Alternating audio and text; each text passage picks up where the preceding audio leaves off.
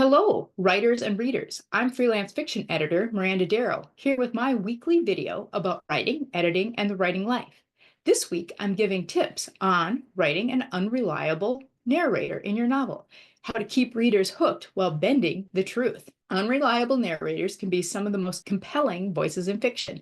They lure readers in, keeping them questioning and offering a perspective that's anything but straightforward. Whether your narrator is lying, mistaken, confused, mentally unstable, or simply keeping secrets, this technique adds a layer of tension and intrigue to your story. But writing an unreliable narrator isn't as simple as having them mislead the reader.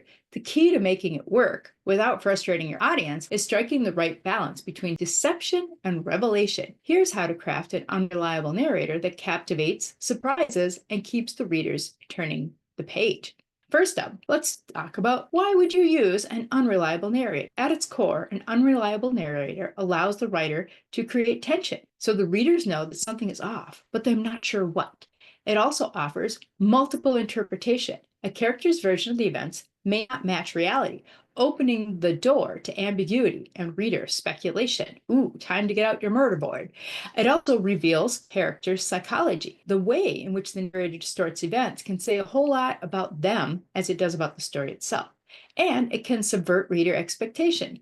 Twists hit harder when a narrator has become leading the audience astray all along. There are several types of unreliable narrators. This is not all of them. Not all unreliable narrators are the same. Understanding what kind of unreliability you're working with will help you build out your story's structure. So one is the liar. This narrator is intentionally deceiving the readers and other characters, often to protect themselves. An example of this is Gone Girl by Gillian Flynn. The deluded character believes what they're saying, but their version of reality is flawed. Think of Shutter Island by Dennis Lehane, a childlike or naive. This is a narrator who lacks experience or knowledge, leading them to misunderstand key events. An example of this is Room by Emma Donoghue, in which the narrator is a young child who doesn't realize that he's actually a captive and he spent his whole life prisoner of his biological father who had kidnapped and raped and kept his mother trapped. The mentally unstable. Their perception is distorted due to trauma, illness. A classic example of this is The Girl on the Train by Paula Hawkins. We think she's just normal, but then we see that she's opening vodka cran on the train and she never actually goes to work. Oh, all kinds of good stuff. The Amnesiac. Memory loss makes the narrator unreliable either due to an accident or a more sinister reason. An example of this is Before I Go to Sleep by S.J. Watson. The Self-Justifier.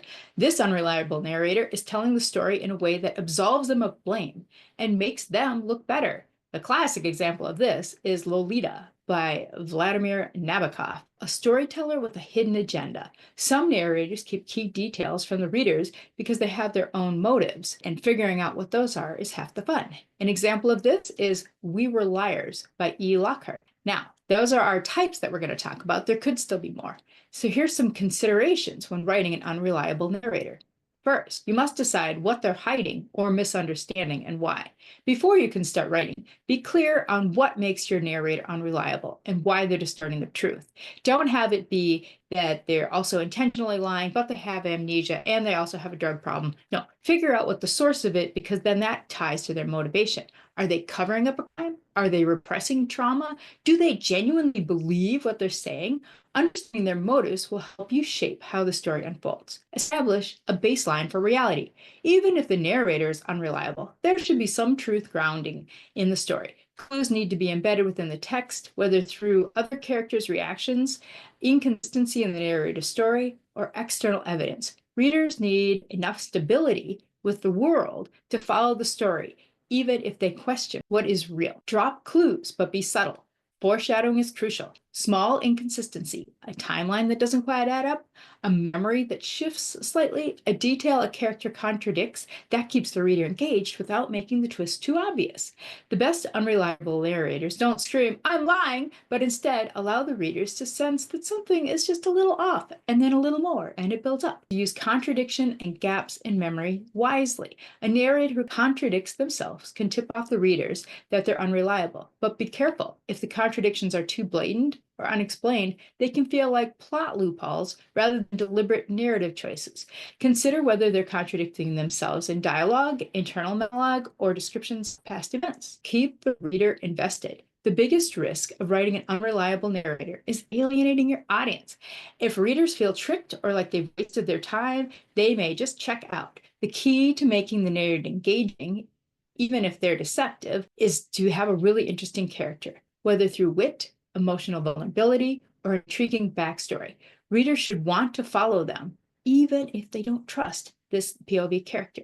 Control the rate of the revelations. One of the most satisfying parts of reading a book with an unreliable narrator is piecing together the truth. If you reveal everything too soon, you lose the tension. If you wait too long, the readers may become frustrated. Think about how much the narrator knows versus how much they're willing to admit, and time your revelations accordingly. Play with perspective. If your book has multiple POV, points of view, you can contrast the unreliable narrator's version of the events with another character's perspective. This is a great way to keep the audience questioning the truth while maintaining suspense. For an example of this, think of Big Little Lies by Liane Moriarty, where we have all kinds of POVs of people being interviewed about what happened before the big event. And then we have to figure out what was the big event, who did it, who's telling the truth. Make the ending satisfying. No matter how unreliable your narrator is, the ending needs to feel earned. Whether it's a jaw-dropping reveal, a tragic realization, or an ambiguous ending that still offers emotional closure, readers should walk away feeling the narrative threads have come together in a meaningful way. Some examples of unreliable narrators that you may have read. Amy Dunn in Gone Girl by Gillian Flynn. Amazing Amy is a master manipulator who controls her own story and has some shocking revelations for the reader along the way.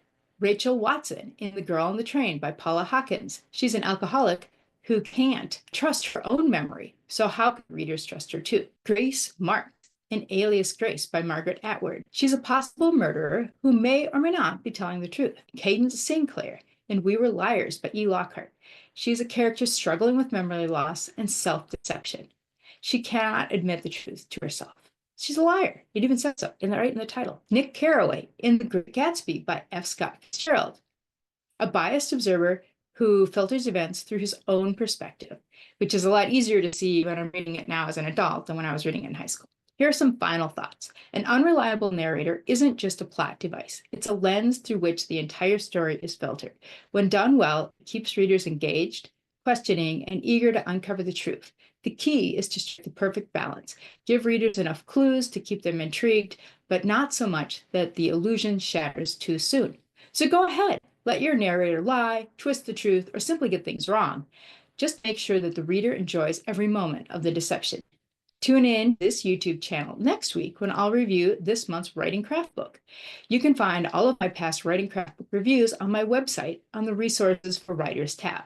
Go to www.mirandadarrow.com and a new book will join the collection each month. If you enjoyed this video, please like, subscribe, and share.